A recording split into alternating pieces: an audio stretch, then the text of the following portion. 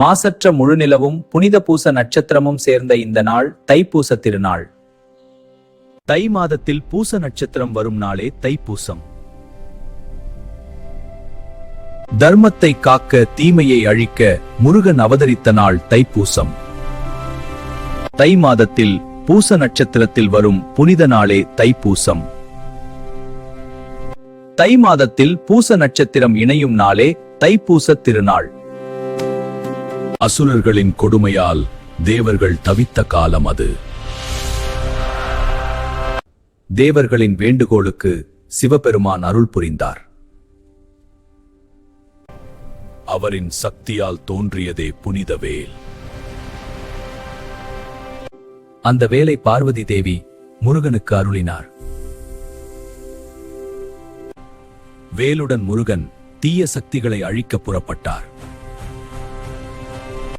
சூரபத்மனுடன் நடந்த யுத்தம் உலகை நடுங்க வைத்தது.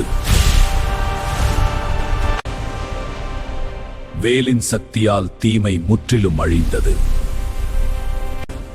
இந்த வெற்றியை நினைவு கூறும் நாளே தைப்பூசம். தைப்பூசத்திற்கு முன் பக்தர்கள் விரதத்தை தொடங்குகிறார்கள்.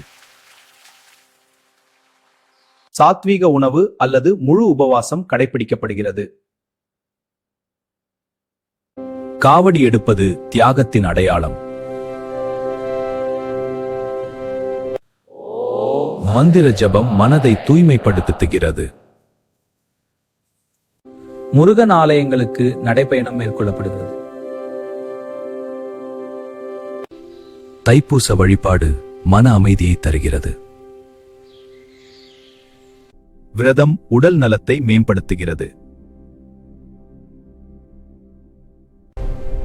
பாவங்கள் நீங்கி நற்கர்மம் பெருகுகிறது. உண்மையான பக்திக்கு முருகன் அருள் நிச்சயம்.